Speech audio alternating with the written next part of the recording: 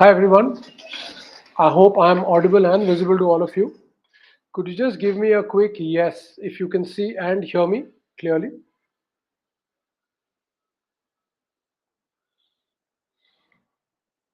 Hi Shiva, Jatin. Mis- I'm sorry, some of the names I can't read. It's not very clear. Awesome. So I think we start off in about a minute or so.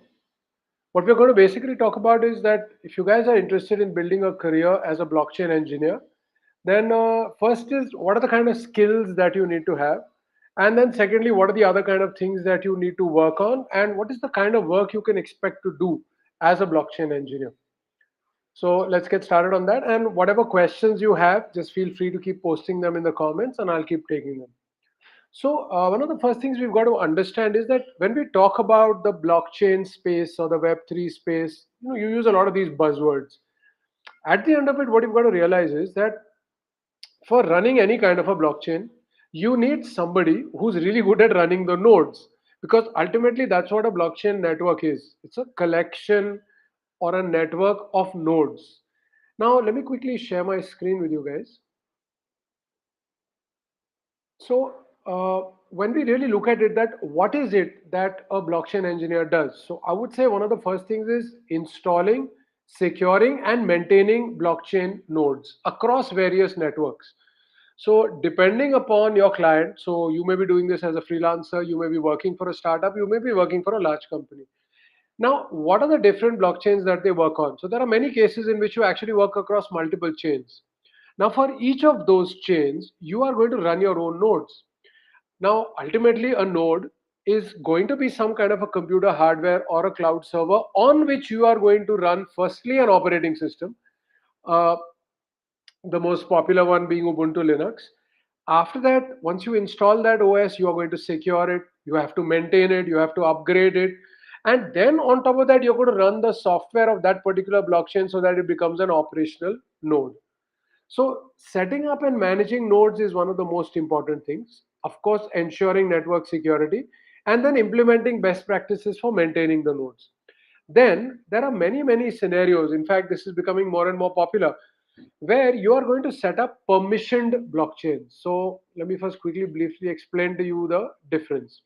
So, when we talk about blockchains like Bitcoin, Ethereum, these are what we call permissionless, right? Now, when we're talking about permissionless, anybody in the world can set up a node, anybody can connect, anybody can create addresses and do transactions. Or if it's an Ethereum kind of thing, anyone can create assets also. But as more and more regulatory issues are getting importance, and as more banks and regulated entities enter, they are not comfortable with using permissionless blockchains because there's no regulatory compliance. There is no KYC, anti money laundering, CFT checks, there's no data privacy. So in that scenario, they set up permissioned blockchains. So that is again a very, very critical job where you would need to set up the blockchain from scratch, set up all the various rules, make sure that the blockchain is implemented well. So these are the kind of things broadly that a blockchain engineer is going to do. Now, let me take some questions. So, one question is, what do you think, can AI replace a blockchain engineer's job? So that's a very interesting question from I think Jatin. So it's very tough for me to say that. Uh, but yes, what I could definitely say is that as a blockchain engineer, you are definitely going to make your work easier. I'll give you an example of that. So let's say you have to work with a particular operating system. So say Red Hat Linux or Ubuntu Linux or anything. You need to secure it. So best way is to figure out what is the latest way to secure, what are the latest bugs and fixes you need to take into account. You would use something like ChatGPT and say, okay, make a very comprehensive checklist on securing an Ubuntu Linux server. So definitely as a blockchain engineer, you're going to use AI. Now, as far as replacing you is concerned, I don't think that's one of the careers that would get replaced so fast because at the end of the day, there are so many things you need to figure out. And AI has not yet reached that level where it would automate the complete thing, where you would go to an AI and say, okay, set up 30 nodes on these blockchains with these kind of servers, and it'll do it for you. I think AI is still some way to go for that. Although I can never be sure what career would get replaced. At least as of right now, I don't think so. Let me take another question. So the question is how job remote in blockchain industry after finish. So let me be very honest with you. I'm not going to say that if you do my free 16-hour course, you would immediately get placed with some very fancy job. No, it doesn't work like that in the real world. So what you've got to understand is that whenever you do a course, the basic objective is to get firstly the theoretical knowledge and concept, second the practical knowledge. Now after you have got the knowledge, you are still a brand new fresher, and they're not, everybody in the world doesn't want to employ freshers. I know it sounds a little strange that if you don't get a job, how do you get experience, and if you don't have experience, how do you get a job? So that is where you also have to start thinking a little out of the box, right? So let me ask you guys a question. How many of you post regularly on LinkedIn, interesting posts which relate somewhere to blockchain technology? I'm not saying going and reading stuff and liking and commenting on other people. How many times do you guys post about blockchain technology? Give me a yes if you're actually doing it, or a no if you're not doing it. So I'm going to wait for you guys to give me some answers. But usually what happens is most people don't really post. Okay, so Jatin says, okay, he does. Awesome. Now, uh, Sahil also says yes. It's important for you to build your credibility, right? So some of you are saying yes, some of you are saying no. What you got to understand is how do you expect potential employers to even know that you exist? Sending in your resume is one of the things, but you know what? There are far too many people sending far too many resumes. I think it is very, very important for every one of us, no matter what industry we are in, to create some kind of a goodwill around us, or some kind of thought leadership. And the only way to do it is to post good stuff on platforms like LinkedIn. So once you start, let's say you join up for my free course, and every time you're learning something new, write a post about it, teaching other people that you know what, I'm doing this course and today I learned this and this is how it works and this is the impact on it. That's how you start to create your credibility. I think it'll become a lot easier for you to get jobs and even freelance opportunities once you start to do that. So don't just think about, you have a lot of these people today who say, I want to become a social media influencer. No, no, I'm not saying that at all. I'm saying to establish some level of credibility and show that you are a thought leader, you have to post good stuff on LinkedIn. So I would say that's one of the most important things for you guys to start off with. Let me take some other questions. Okay. How to become a blockchain architect? So, well, that's what I do, and I'll be very honest. There's no course you can do to become a blockchain architect. A blockchain architect basically takes care of the entire project. So we have to have the skills of a blockchain developer plus an engineer plus a little bit of token economics plus a little bit of 10 other things, right? So ideally, you don't start off as a blockchain architect. You start off in one of these areas, and then you get more and more experience, and once you feel that you're in the right position to do an entire project end to end, that's kind of when you start to become a blockchain architect. Hope that answered your question. Actually, AI is making work easy, but does AI fully replace us? Tough question to answer. Some careers I can see, yes, AI will probably completely replace human beings, but then obviously those are careers where you're not really putting in a lot of original thought and strategy building and doing things which AI cannot do. So obviously, if you're in a kind of a career where you are replaceable by AI, definitely you will be replaced. Now let's take a very simple example in the tech industry also. So suppose you're doing software development and your job is to basically just type in code, and you're not involved in the strategy or the overall design of the project, but you're simply writing the code. Yes, you're in danger, because honestly, in my experience, for most of the programming languages today, I feel AI writes better code than human beings does. Debugging that code also, they do very well. So you got to figure out how is it that you are going to compete, because when you look at any business, a startup or a company, ultimately to make money, increase profits. So if AI does the work cheaper than human beings, they are going to replace you. So you've got to really take a very hard look and be very honest with yourself and figure out, am I going to be replaced, or am I going to, really blossom by using AI as a tool? Is the correct choice to choose blockchain developer or blockchain engineer? Well, that totally depends upon you. So a blockchain engineer doesn't need to know too much of development or programming. So if you come from a background where you don't know how to program or code or write Solidity or Node.js or anything, then definitely blockchain engineer is much easier. I would say it's much easier to pick up and become good at networking and setting up cloud servers and securing them rather than trying to learn a programming language. So it's totally your call, which is why I've said that what I've tried to explain to you guys is that when we talk about a blockchain engineer, the work the blockchain engineer does is very different from what we talk as the role of a developer. So you have to choose what do you prefer, what do you like, what do you find more interesting, and then you've got to make that call. Let's take another question. Where do you see the infrastructure applications like bots, bridges, or relays in blockchain development stack? So I made this infographic on the Web3 technology stack. You could go through that, and that'll give you quite a lot of ideas about how all of these fit in. So right at the bottom, we have the blockchain layer, right? So in the blockchain layer, we have layer 0, layer 1, and layer 2. So layer 0 is something like a Polkadot, which would help you to spin up a chain. Layer 1 would be something like HiFi or Bitcoin or Ethereum, which allows you to run the different applications on. And layer 2 would be things like Polygon, which make Ethereum faster, for example. So that's the core one.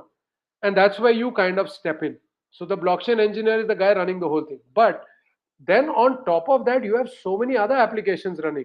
So you could have dapps running, wallets running, decentralized identity, so many things.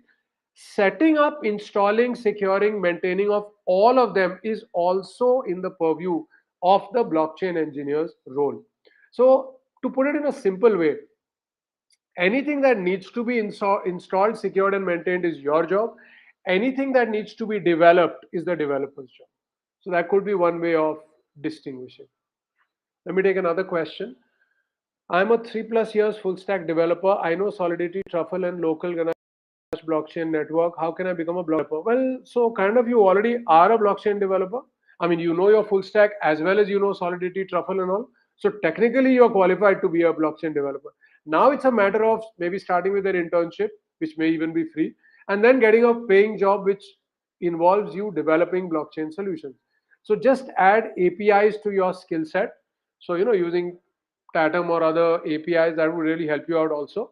And then the most important thing is now you need to figure out how you're going to land a job. Now, there's just two really important things that you need to do. One is to get an internship which gives you practical experience. And second is establish some kind of thought leadership on LinkedIn so that prospective employers come to know about you. So, because there are a lot of people with the qualifications and there are fewer jobs, I'm being very honest with you. So, why would someone pick you? And I would say thought leadership would be one of the most important reasons and experience. So a good internship, or even if you don't land an internship, how about you build a small open source product? Put up the code on GitHub. Let anybody who wants to hire you have a look at it and figure out how good you are. So do something like that. Experience and thought leadership. These are the two things you have to do. And then of course you have to network. So attending events is always a good idea. Now, many of the events are physical, but yes, they may not be in small towns. You may have to travel to a Bombay, Delhi, or Bangalore to do that. Or you could attend online events, or you could network on LinkedIn itself. So these are the kind of things that you really have to do. Let me see if there are. Yeah, there are some other questions. Okay. I have the basic knowledge about blockchain, but I do not know any language. Can I become a developer? To be very honest, no. You do need to pick up JavaScript, Node.js. You could do Ruby on Rails, but I would strongly recommend Node.js would be a good one. See, if you want to become a developer, then definitely you need to understand APIs as well as at least one solid programming language. You need to be good at it. Let me take the next one. Where do you see infrastructure Okay, we've already taken this.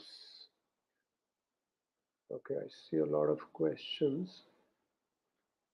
I want to focus on blockchain infrastructure. Will you be able to suggest a few projects? So start with the free course that I'm starting on, I think the 3rd of June. I'll walk you guys through that course very shortly. Start with that, and then during the course, I'll suggest what kind of projects you can build on. I'm posting, but due to exams, I'm not consistent on LinkedIn, but I'm more active on Twitter and post there regularly. Sure, Twitter is also a good platform. In fact, Instagram is also kind of not a bad platform for it. Although I would say, in order of priority, I would definitely put LinkedIn right on top. But yeah, Twitter is also pretty good for this. Try to be consistent. Sure, I understand because of your exams, it may be getting delayed. Once the exams are done, you could go back to that. Now, competition is not with human, but also with AI. Yeah, absolutely, it is. No doubt about it. I'm a blockchain developer. What kind of tech stack I can learn to become blockchain architect? So, see now, as a developer, if you've already got your practical experience, the next thing you need to learn is the network part, which is where the engineering part comes in. Then you need to know the token economics or the financial part, because at the end of the day, you got to understand why is someone using blockchain because of a use case, right? So there are certain number of blockchain use cases, and I always believe there is only one solid blockchain use case, which is smart asset lifecycle management. Now, whether that smart asset is a cryptocurrency or a real world asset tokenized on the blockchain, that's where the use cases lie. I'm not a very big fan of most of the other use cases that people talk about. So your concepts of the financial use cases needs to be solid.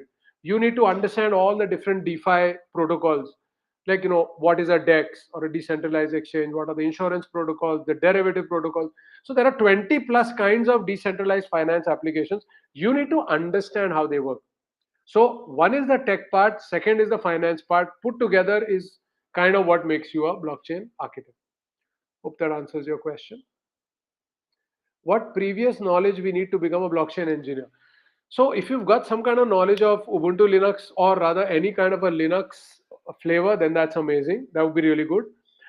Some knowledge of cloud hosting would definitely help. If you don't have the knowledge, I'm actually going to start from the basics. But having that kind of knowledge, it just means you'll pick it up much faster. What basic knowledge to be? Okay, same similar question. Let me take another one. Can you say in blockchain engineering, is there any derived roadmap or we can make it on our own? Okay, so why don't I do one thing? Let me quickly share with you. Hold on. The syllabus of what we are going to cover in this. So basically, blockchain engineering program is a free course starting on the 3rd of June. I hope you guys are able to see it on your screen. Yeah. Okay, so it's going to start 3rd June, like I said, and there's no fee to it. After taking the course, if you want to take the exam and get a certificate, there's a fee. Otherwise, the learning is absolutely free. Now, it's going to be covered over 4 weeks. So it's going to be 4 hours per week, 16 hours in total. Now, the syllabus is divided into 6 modules. So the first is we are going to start off with blockchain basics. So there you're going to learn about nodes, consensus mechanisms, bridges, what are the metrics on which we compare different blockchains, merged mining, which is a very interesting concept where you can actually mine multiple blockchains at the same time. We're going to talk about hard forks, soft forks, types of blockchains, permission, permissionless, public, private, hybrid, the different kinds of addresses, wallets, custodial, non-custodial. Then there are record keeping models. So we talk about UTXO, we talk about hybrid models, account balance kind of models. Then we are going to definitely discuss some of the use cases. Then we are going to go deeper into what is the network topology. Like when you talk about a blockchain network or an ecosystem, what are the different components that fit in? And finally, more about peer-to-peer communications. Now, once we cover the basics, we are going to go into the block network security and privacy. So here I'm going to talk to you about the different kind of attacks and vulnerabilities that are there. So a lot of people believe that blockchains cannot be hacked. That's not really true. So how is it that what are the kind of attacks that happen? How do we secure against them? So what are the best practices when you set up a node? How do you monitor your network? And what are the different technologies you can use to enhance privacy? So that becomes module 2. Module 3 is where we're going to learn about node maintenance and performance optimization. So I would say probably this is one of the most important. So we're going to learn how blockchain data storage and management works. What are the metrics which you will use to monitor the performance of a node? And then how do you tune up the performance? How do you optimize? How do you back up? And if things go wrong, how do you do disaster recovery? So I would say module 3 is probably the most important. Then we'll go into practical. So we'll set up Bitcoin nodes, Ethereum nodes, and then we'll set up a private blockchain using multi-chain. In that, I'll teach you how to customize blockchain parameters, configure nodes and permissions, connect them, and establish a network. So these are the 6 different modules that you're going to study. Signing up is pretty simple. All you got to do is join up the blockchain community that I run on WhatsApp. Let me just quickly put the URL here. Yeah. So I put it as one of the comments, so you can have a look at it. So that's it. You just need to join up that group, and and I'll tell you how the classes are going to be running. Now let me take some of your questions. Uh, so the roadmap I've kind of explained to you. Now let me take a question.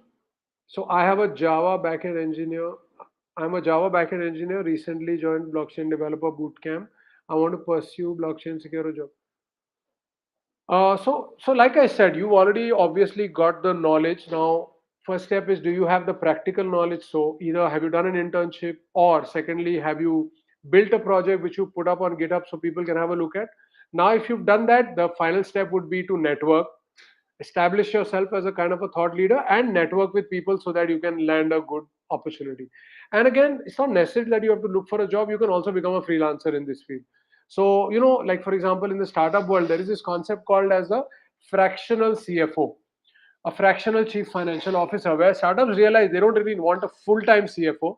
It's costly, but a part-time guy would do. So then a senior person usually splits his work or time between multiple startups. You could probably become a fractional blockchain engineer, if that makes sense, right? Let me take another one. Do you think DID can be a major role player in regulating Okay, I'm not sure what that means. So can you just tell me the full form of those abbreviations? I'm very fascinated with token economics. Where can I learn the basic? So the best way to learn token economics is to study the white papers of some of the best projects. So I would say start off with something called the Chiliz project. It's a fan token game, a sports kind of a blockchain solution. Why I'm recommending you start off with that is because it's a registered project under the laws of European Union in Malta. So the white paper is pretty well made. So start off with white papers like Chiliz, then you will understand how to actually design it, and then of course you can pick up a lot more. Look at Tether, the stable coin, look at the Bitcoin white paper, look at the Ethereum one, look at Binance white paper. So the best way to learn tokenomics is to study the white papers of successful projects, even failed projects. That's the best way I would say to learn. What is the difference between ADDS course and blockchain engineering? Sure. So ADDS is a course that I launched, a couple of years ago. So that was a very wide one, which covered a lot of things. But I found a lot of freshers were finding it very difficult to learn so much and then try to work in that. So blockchain engineer is more focused. So you can say it is like a subset of it. Plus, of course, the syllabus has evolved a lot over the last couple of years. So I would say blockchain engineer is a subset of ADDS, and it's more focused on a particular branch. Okay, go to the next one. We spoke about digital certificate management system. I have built a demo. How can I take it to the next level? So, good question. So, one is, now that you've built that system, tell people on LinkedIn about it, tell people on Twitter about it, tell people on Instagram about it. Show screenshots of how your system works. Talk about the technology, talk about the back end, what are the different stacks you use, what are the problems you face. Now, once you make a bunch of posts around this, a lot of people will come to know about your project. Now you have to figure out, what do you want to do? Do you want to land a job, or do you want to build projects for other people? So depending upon that, as more and more people start to contact you, you'll take it forward. So I would always recommend, figure that out first, so that every time you post about the project that you have built, put a CTA. Like suppose you want to become a consultant. So every time you post about what you have done, you would say, to know more, book a one-to-one consultation with me. And you know what? People pay for these consultations. I've seen people charging from $10 all the way up to $1,500 for 1 hour of consulting. So why not think about becoming a consultant? So start by saying, look, I've built this project. Now, if you want me to advise you on how you can build a project for your startup, one option, hire me. Second option, freelancing. Third option, take my consulting, where your team would come online or physical, and I would guide you guys on how to build it. Fix a rate, fix a price on your annual per hour consulting, and that could be another way to go. Hope that makes sense. We take another question. Is this certificate internationally? Well, it's the first batch of this course, so I'm not really sure what even recognition really means. There's no global body which recognizes courses. That concept is not there really. This is a private course, if that helps. It's not part of any university or anything. and it's the first batch, so it's after the first batch of people pass out, we'll know how well they actually do in the industry. So I won't be able to say anything more on that. Can't we set up a blockchain like Ethereum without using multi-chain? Is multi-chain mandatory for? No, no, it's not. So Ethereum is what you would use when you are setting up, say, permissionless blockchains, because that's what it's for. But it depends on your use case. So, for example, you could even use Corda, which is not technically speaking a blockchain. It is kind of a blockchain inspired system. You could use Hyperledger, which is a distributed ledger system. I personally prefer multi-chain because it's a fork of Bitcoin and I think it's very powerful. But you're free to use whatever else. So there are three kinds of frameworks you could choose. One is a multi-chain kind of framework, which is a fork of Bitcoin. Second is Hyperledger, which is a distributed ledger. Third is a Corda, which is a blockchain-inspired system. So these are the three different options you could go with. Will this course be video or text based? So it's going to be both. So some will be articles, but there'll be more of videos and practical sessions that you need to do. That's, I feel, very, very critical. Without practicals, you can't do anything. I know Solidity and I'm working on writing smart contracts for small projects. That's good. I'm interested in becoming a smart contract auditor. Okay, so that's not a field I'd be able to guide you on. I don't do smart contract audits, but there's some very intelligent, interesting people on LinkedIn who talk about this. So maybe following them, talking to them, connecting with them, they'd be able to help you with this roadmap. I don't know much about that. Verifiable credentials or decentralized identifiers role in the real world asset regulation? Sure, that's a very interesting question and slightly difficult to answer. So now we all know that real world assets is probably going to be the most successful blockchain use case, because we are not talking about things which are not relevant in the real world. Like, I'll be very honest with you, many of the blockchain projects that have failed because there was no real world usage. It did not solve a problem, it did not satisfy a need, so they failed. Now, when it comes to tokenization of real world assets, there are going to be different approaches taken by different blockchains. So, my personal example, I work for a blockchain called as the hybrid finance blockchain. We do only one use case, tokenization of real world assets. Now, the approach that we are taking is that firstly, nodes can only be run by entities from FATF compliant jurisdictions. So, people like banks and all will run nodes. Secondly, we are not doing the KYC. We are only going to allow entities like banks and others to do the KYC and bring their customers on. So, in my kind of a blockchain scenario, I do not have a need for any of these verifiable credentials or decentralized identifiers. I am trusting the regulated entity like a bank, financial service company to do their KYC because they are regulated in their countries, and I'm only dealing with certain countries. They do the KYC and they onboard the customer. So I don't need to use decentralized identifier.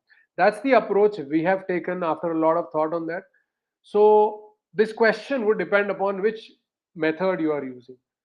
There may be others who may not go in this approach and they say we will do our own authentication and KYC. Then they would need to use decentralized identifiers. How could I become a blockchain developer only and know about Solidity and backend? Yeah, sure. That's kind of what you need to know, but also add in a little bit of API knowledge. Quite interesting. So I'm interested to learn about the basics of tokenization, but I'm from finance background with a sound understanding of economics. What technical knowledge is required to be able to engineer a smart? So I'll be very honest with you. Using Solidity as a finance person and not a tech guy is not going to be easy. So there's this very interesting language called Marlowe, Marlowe, which hasn't yet gone live on Cardano. But the whole objective of that language is to make it easy for a non-tech guy to write a smart contract. So ideally for someone like you would use Marlowe and Cardano platform for that, but it's not yet in live. So I don't know when that's going to happen. As of right now, I honestly would not advise you to pick up Solidity because you already have an expert in economics, right? So when we talk about tokenization, I'll be honest with you, the tech work may be 30% or 20%, the economics is 80%. And it's not just true for tokenization. For many blockchain use cases, the business part, the finance part, the economics part is probably 80%. So you already know that part. So don't waste your time trying to learn Solidity. You read up on lots and lots of white papers which are there, so that you can then bring in your expertise in designing the whole finance part. And in fact, I'm making a note of this so that I can do another session where I explain this in more depth about what you should do as a non-techie in that field. Take another question. Do you think verifiable credentials or decentralized identity? Oh, we've already taken that.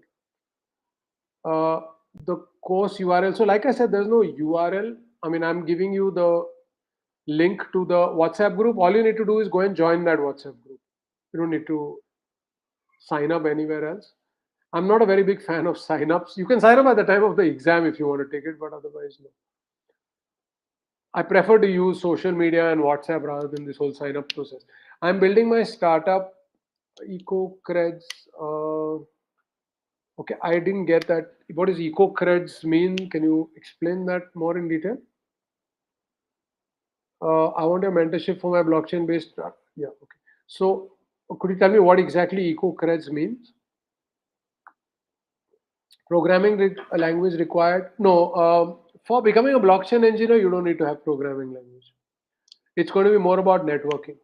How can Web3 hackathon help? So it depends. If it's a hackathon which is enabling you to create a solution, definitely that's going to be very good practical experience. I'm working as a blockchain developer, shift from MERN stack to it. I know Solidity and integration. Tell me how to level up. So you obviously already got the skills. Like I said, just level up a little bit with APIs and then get a job or get a. So either you're going to build your own open source project, you're going to establish your thought leadership, you're going to do your networking, and that's what you're going to have to do. See, at no matter which area you want to do, and it doesn't matter which type of thing in the world it is today, you start with the knowledge, get the practical experience, establish a little bit of thought leadership, and then start working in that field. That's kind of how it goes. Shrestha has said that start with Node.js. Sure, that's good advice. Node.js is a very useful skill. What are the requirements for creating a public blockchain? So now, if you mean to say creating from scratch, then that's a huge endeavor, and I would not advise because there are already 100 plus frameworks available and platforms. Why do you want to recreate? If you mean forking and using, sure. So you just need to go to the GitHub repository of the chain, for example, Bitcoin, and there are instructions available everywhere on how you can fork and set it up. So basically, when it's an open source blockchain, the entire code is available. You can then download the code, make your changes, and spin off a completely new blockchain.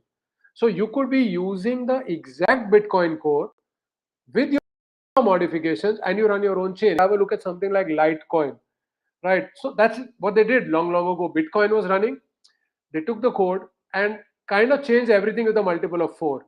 So they made it 4 times. I mean, the block halving happened 4 times faster, and the block size was 4 times larger. They just used 4 as a multiple everywhere, made slight tweaks, and they spun off Litecoin.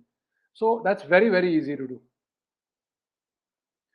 Okay, I can see a lot more questions. Let me take one more. Blockchain based decentralized carbon credit system. Oh, okay, that's a very good point.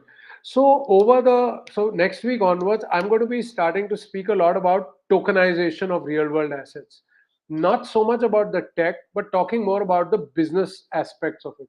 So I would strongly recommend you attend those sessions. And one of the things, in fact, I think one of the first things that I'm going to be talking about is going to be about carbon credits. So I'll cover that in more detail. Okay, I can see a very long question. Let me see it. The whole world started accepting the blockchain tech, but the potential of the blockchain is split into multiple chains like ETH, Cardano. Is there a way to join the blockchain to communicate between them? Okay, that's an interesting question. So let's have a look at the non-blockchain world. Let's talk about operating systems. So initially, when I started working in the early 90s, there used to be so many operating systems which today don't exist. Now, the question is, today we still don't have just one.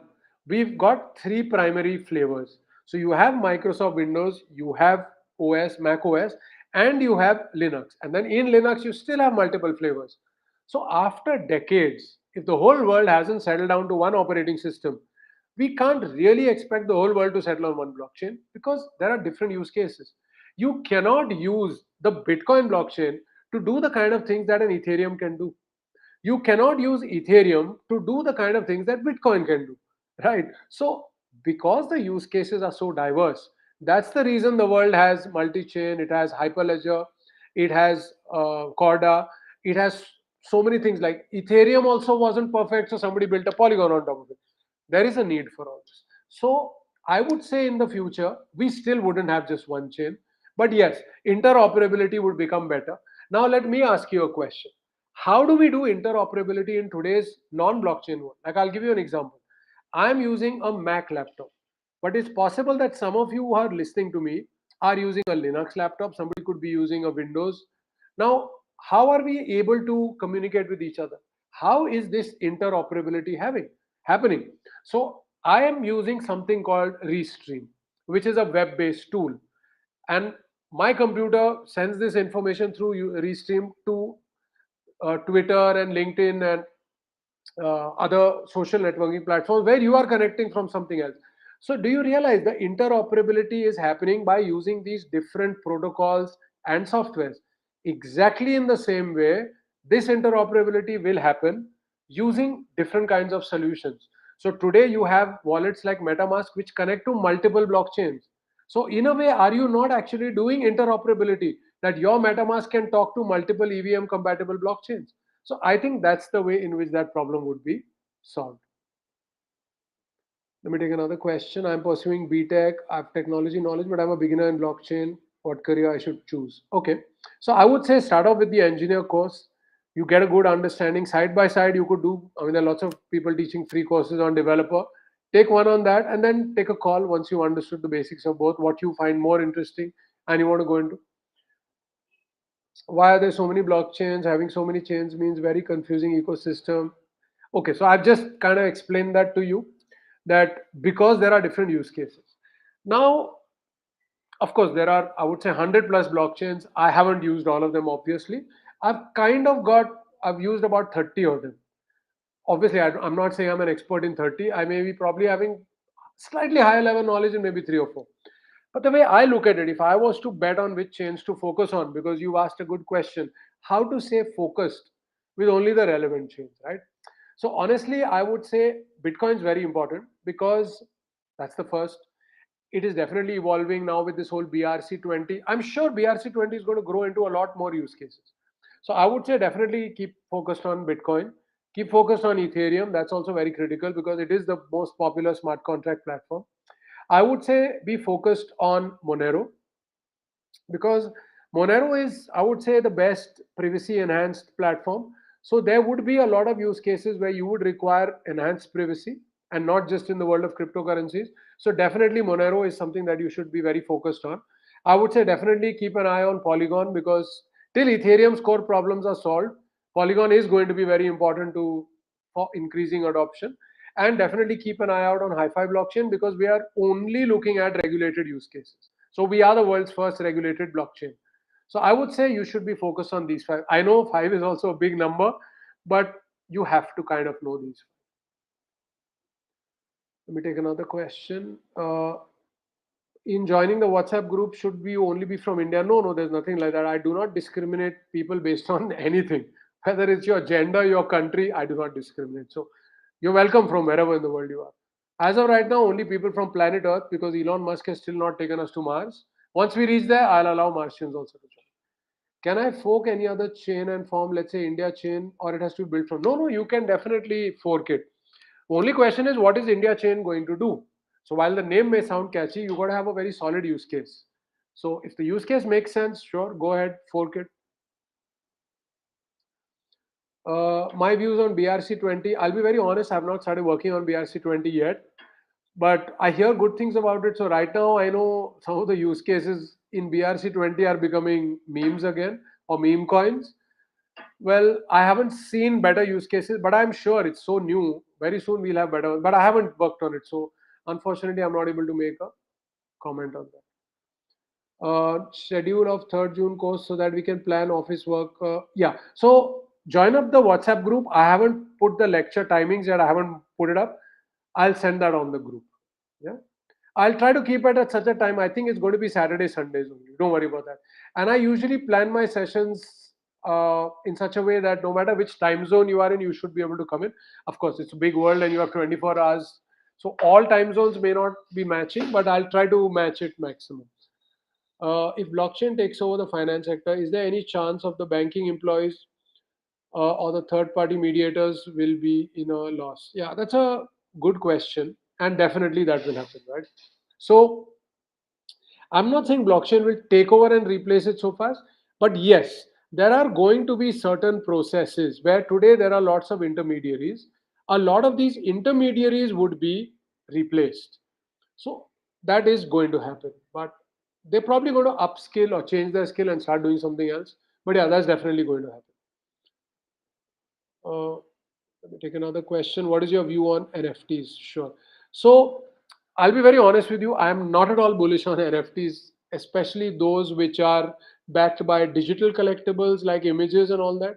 I'm not bullish on them at all. But if that NFT is backed by a real world asset, because I believe for an NFT to have value, the asset backing it should have rarity. So if that is the case, yes, it's a good thing. No, not otherwise.